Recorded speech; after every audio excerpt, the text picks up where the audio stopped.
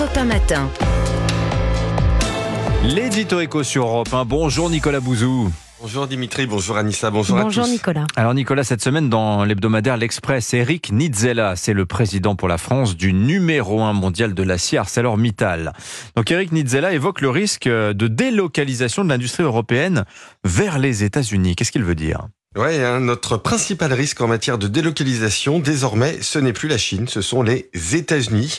C'est vrai que les investissements directs en Chine sont en baisse. Ça veut dire qu'il y a désormais davantage d'investissements qui sortent de Chine que d'investissements qui y rentrent.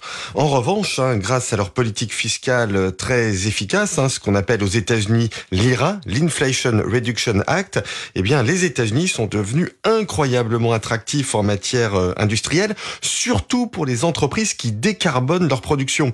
Et d'ailleurs, dans l'entretien de l'Express que vous mentionnez, Eric Nitzella souligne un sujet majeur. Alors que l'Europe oblige ses entreprises à se décarboner, les États-Unis aident leurs entreprises à se décarboner. Et ça pose un vrai problème de compétitivité aux industriels européens qui font leur transition écologique. Mais pourquoi c'est un handicap en Europe ?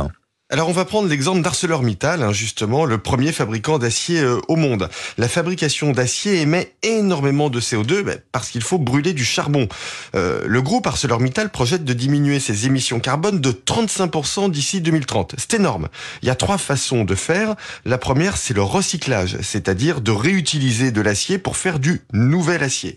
La deuxième façon, c'est de passer de la combustion du charbon pour faire de l'acier à la combustion au gaz et puis à terme à l'hydrogène. Et puis la troisième façon, c'est la capture du CO2. Vous savez, ce sont des machines qui vont aller chercher le CO2 à la sortie des usines et qui vont l'enfouir dans le sol.